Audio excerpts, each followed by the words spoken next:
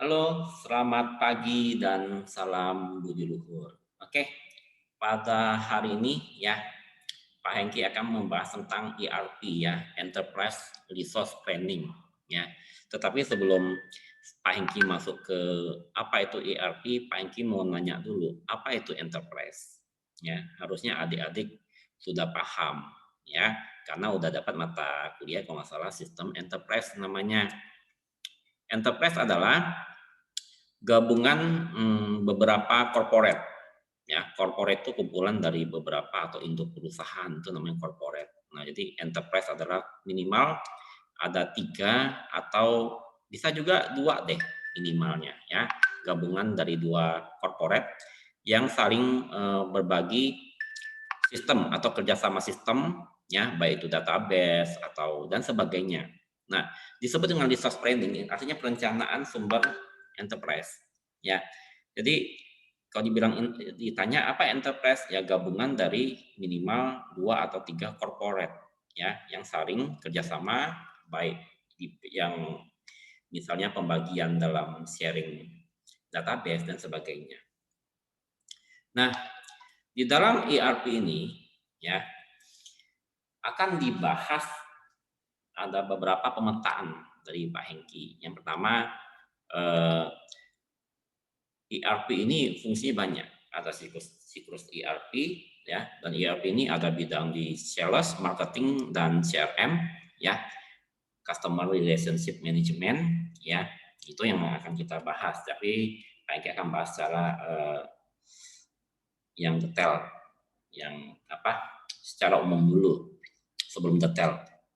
Nah, ERP ini ada juga yang bidang akuntansi dan keuangan, kemudian dalam produksi rantai pasok ya atau SCM supply chain management, kemudian ada ERP untuk bidang SDM dalam sistem enterprise itu, dan ada ERP dan risiko, ada auditing ERP, ada juga ERP dan business intelligence, ya, jadi berkaitan dengan business intelligence. Ada juga performance management dan balance scorecard. Ya, balance scorecard yaitu nanti masuknya ke audit gitu loh. Kemudian ada juga yang terakhir ada knowledge management dalam sistem enterprise.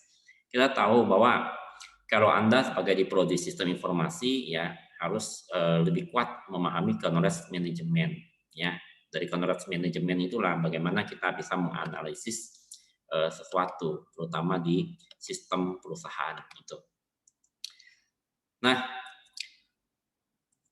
kita sudah tahu ya, namanya juga ERP, Enterprise Resource Planning ya. Tujuan utamanya ya menggabungkan atau menetralisir eh, kebocoran di dalam sebuah sistem. Jadi di dalam satu aplikasi dan satu database itu bisa berfungsi banyak aplikasi ya.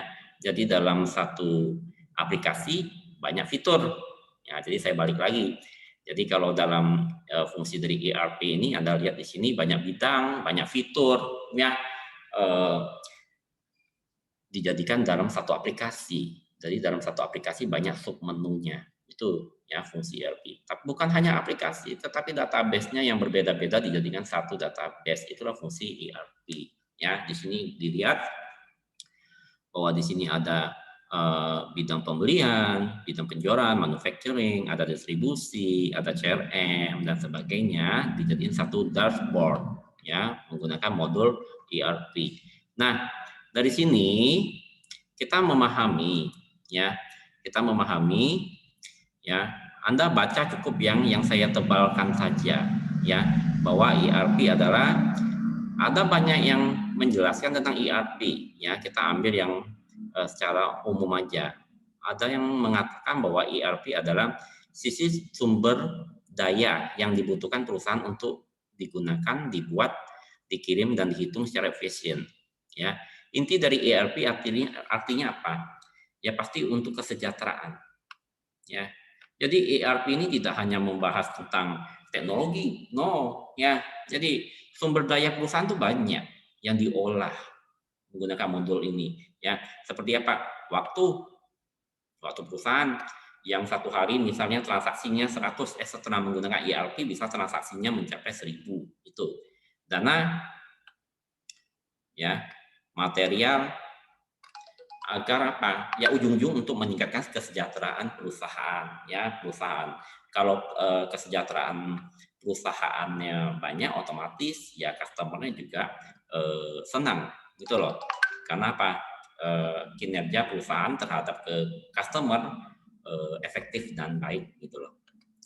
Ada juga yang bilang juga bahwa ERP adalah terdiri dari software paket, memang komersial sih pada umumnya gitu loh. Untuk mengintegrasikan, di awal Pak Hengki udah bilang bahwa ERP itu ada artinya apa? Untuk mengintegrasikan beberapa aplikasi menjadi satu dan beberapa macam database menjadi satu, gitu loh. Ya, jadi satu basis data, satu aplikasi, dan satu kesatuan antarmuka di seluruh enterprise. Contohnya Mbak apa? Pak Hengki nggak usah nyebut nama produknya. Coba Anda bayangkan, misalnya kita ingin membeli tiket pesawat.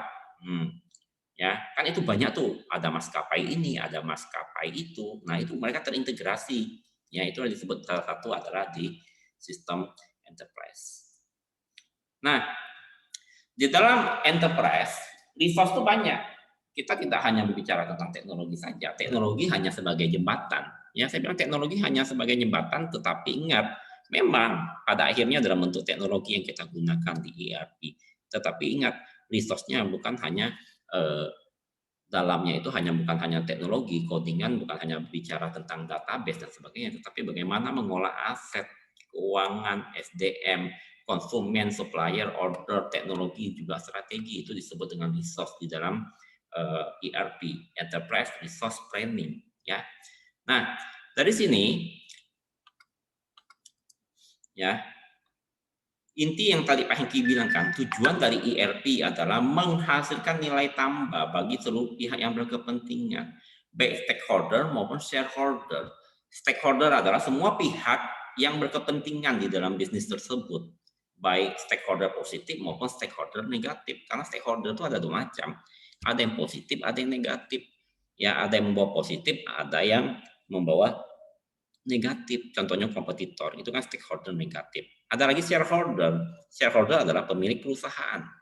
Ya, yang memiliki saham di perusahaan itu namanya shareholder. Ya, beda ya. Oke. Nah, ini adalah konsep dasar ERP. Ya, ini contohnya misalnya ini adalah di salah satu perusahaan retail. Ya, terserah retail apa namanya. Kan Spanky kamu menyebut nama produk. Ya.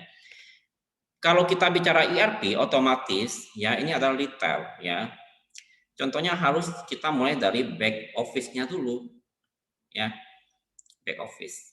Kenapa? Di back office inilah mereka mengentry data, ya, mereka mengentry kebijakan, ya, dan sebagainya. Ya, kebijakan bisa di-entry. Misalnya barang hari ini diskon, misalnya ya, retail ya, ya di sini, ya, di manufacturer application-nya. Pak, saya ada jual pulsa Pak di dalam toko kami, ini financial application dan stok.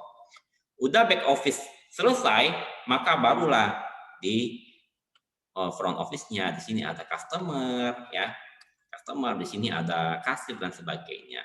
Bagaimana mereka datanya adalah di sini central database-nya. Kemudian adalah yang nama istilahnya corporate reporting, ya, laporan harian, ada laporan mingguan, bulanan, bahkan tahunan di tengah-tengah ini, ya, di human resource management dan corporate reporting tengah-tengah ini yang menjembatani, ya, gitu. Nah, setelah di sini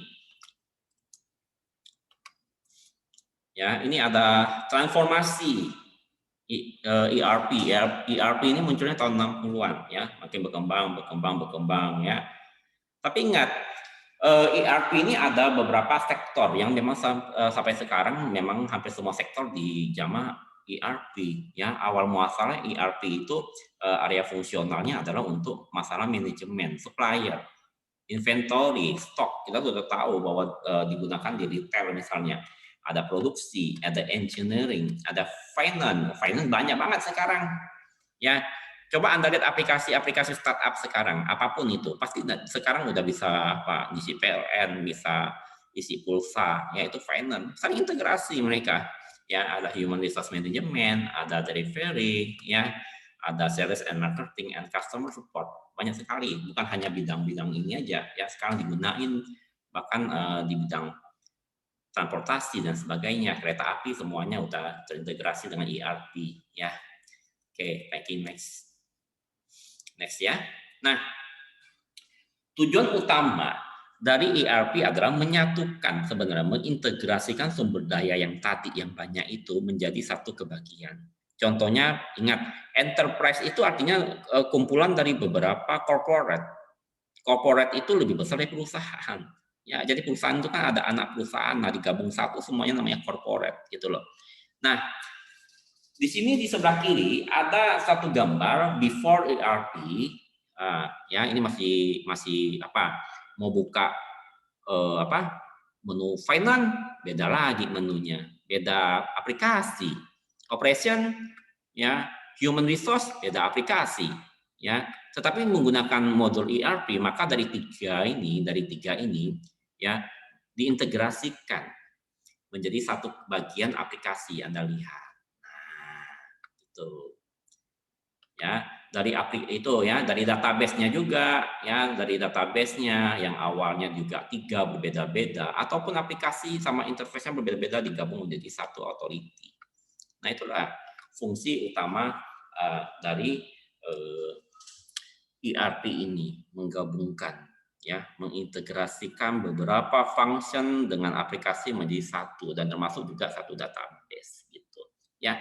Oke, untuk penjelasan lebih detailnya nanti di mata kuliah Pak Hengki ya akan dijelaskan lebih detail lagi. Ini hanya untuk pembuka aja. Terima kasih, nanti ketemu lagi.